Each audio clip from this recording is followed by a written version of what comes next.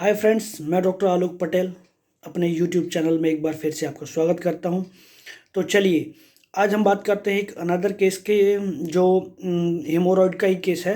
जो एक 45 year old male patient को, जो 8 से 10 साल हो गया उसको, जो पाइल से सफ़र कर रहा है।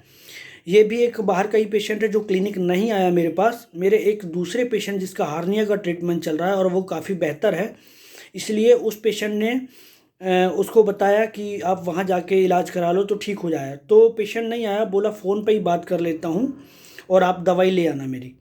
तो पेशेंट एक फार्मर है और उसने फ़ोन पे बात करी, तो उसने अपनी तकलीफ़ बताई कि मुझे लैट्रिन में बहुत ज़्यादा दर्द होता है, बहुत ज़्यादा लैट्रिन कड़ी होती है, बहुत हार्ड स्टूल होता है, बहुत ज़ोर लगाना पड़ता है तभी जाके लैट्रिन पास होती है, और दर्द भी बहुत ज़्यादा होता है। फिर उसने ये भी बताया कि उसके जो रेक्टम रीजन है उसमें 4 से 6 गांठ हैं, जिसको बोलते हैं एक्सटर्नल हेमोरॉइड्स। पेशेंट ने पेशेंट ने बताया कि ये बहुत दिनों से चल रहा है, उसको कभी देसी दवाइयाँ ले लेता है, कभी इधर उधर का दवाइयाँ ले लेता है, तो ऐसे उसका काम चलता रहता है। पेशेंट को उतना परवाह नहीं है, मुझे भी उसकी बातों से ऐसा लगा, क्योंकि 8 से 10 साल हो गया उसको काम चलाता रहता है। जब कभी तकलीफ़ होती है तो दवाई ले लिया, अदरवाइज़ उसका काम चलता रहता है। अब ऐसा ही इस पेशेंट ने उसको बताया कि मुझे आराम है, तो उसने बोला कि ठीक है, डॉक्टर साहब से बात करा दीजिए और हो सकता है कि आपकी दवाई से आराम हो जाए, इसीलिए मैंने चलो ये भी ट्राई कर लेते हैं, उसने ऐसा बोला। तो मैंने कहा ठीक है, और कोई तकलीफ़ होती है? फिर बोला कि बस यही तकलीफ़ है। तो मैंने कहा कि आप ऑपरेशन क्यों नहीं करा लेते हो आप? तो बोला नहीं, मैं एक खेती बाड़ी का काम है मेरा, यदि मैं ऑपरेशन करा लूँगा तो ऑपरेशन के बाद आप समझते ही हैं कि कम से कम बेड रेस्ट तो करना ही पड़ेगा, 1 से 1.5 महीने का बेड रेस्ट भी हो सकता है। तो उतने टाइम पे मेरा खेती का क्या होगा?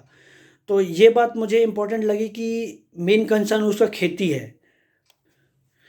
और फिर पेशेंट कहता है कि हो सकता है डॉक्टर साहब कि आपके आशीर्वाद से, आपकी दवाइयों से ये प्रॉब्लम मेरी ठीक हो जाए।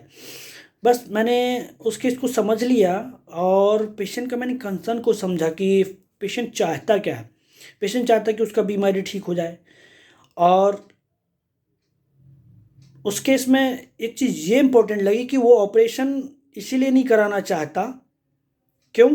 क्योंकि उसका खेती बाड़ी का काम है और वो खेती बाड़ी का काम उसका खराब हो जाएगा। मतलब 1 से 1.5 महीने में उसकी खेती बाड़ी भी चौपट हो सकती है। तो उसको मेन कंसर्न क्या था? Anxiety, business about. मैंने एक ये रूब्रिक लिया, खेती बाड़ी की उसको चिंता है। वो अपना खेती बाड़ी को बहुत इंपॉर्टेंस दे रहा है, अपने शरीर शरीर से ज़्यादा उसको इंपॉर्टेंस दे रहा है। एंजाइटी, बिजनेस अबाउट और बिजनेस टॉक्स। दूसरा रूब्रिक मैंने लिया बिजनेस टॉक्स। तो बिजनेस टॉक्स में पेशेंट बात क्या कर रहा है? खेती बाड़ी के बात में, कहाँ अपने काम धंधे की बात कर रहा है, और उसी से जुड़ी हुई उसको एंजाइटी भी है। और एक बार और उसने कि ये ठीक हो जाए, बस ठीक हो जाए, पेशेंट ने यही बोला। तो ये भी एक ठीक होना भी एक बिजनेस टॉक्स कहलाता है। तो ये दो दो रूब्रिक ही मैंने लिए थे इस केस में। और ये केस में मैंने सिर्फ OPM 30, इस दोनों रूब्रिक को मिलाने के बाद ओपीएम ही आता है, एक अकेला मेडिसिन आता है OPM। और इसमें बहुत सारे रूब्रिक्स भी हो सकते हैं, जैसे कि मैंने और भी रूब्रिक नेक्स्ट टाइम के लिए मैंने बनाए थे, जैसे कि गैम्बलिंग पैशन।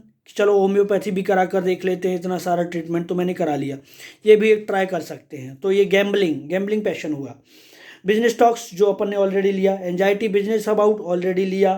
क्रेडुलस, जैसे कि अब उस पेशेंट को क्रेडुलस, जो किसी की बात मान के, जैसे वो जड़ी बूटियाँ मान के खा लेता है ना, तो ये क्रेडुलस भी हो सकता है पेशेंट, कि किसी ने कुछ बताया तो वो, जैसे जड़ी बूटियाँ किसी ने बताया तो जड़ी बूटियाँ ले रहा है।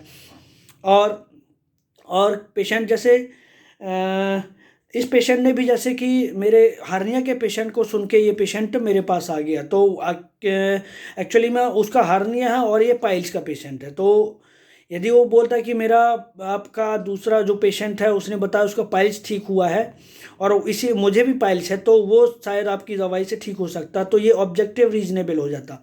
पर ये क्रेडुलस मतलब किसी की बात में आसानी से भरोसा कर लेता है, मान लेता है, तो ये क्रेडुलस मुझे लगा।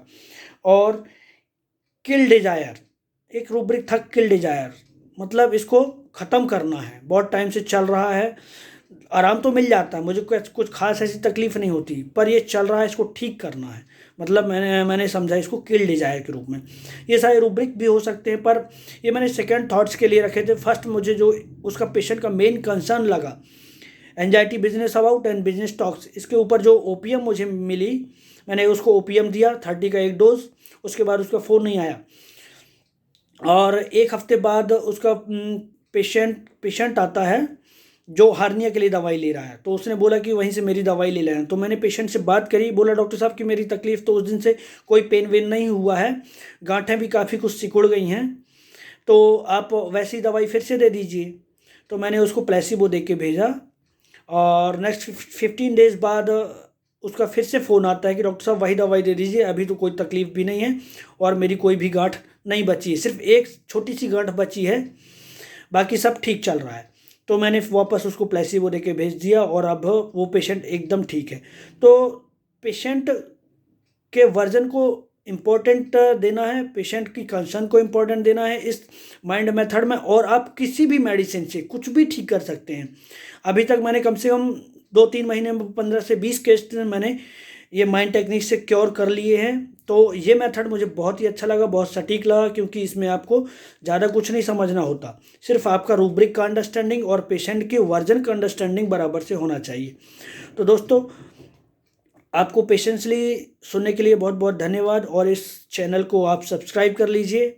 आपको ऐसे ही बहुत सारे वीडियोस सुनने को मिलते रहेंगे, और ऐसे ही मेडिसिन्स का डिस्क्रिप्शन में देता रहूँगा, और ऐसे ही माइंड टेक्निक के ऊपर वीडियो बनाता रहूँगा।